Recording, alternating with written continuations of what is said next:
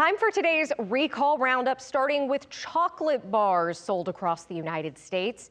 Spring and Mulberry is voluntarily expanding its previously announced recall of select chocolate bars due to possible contamination.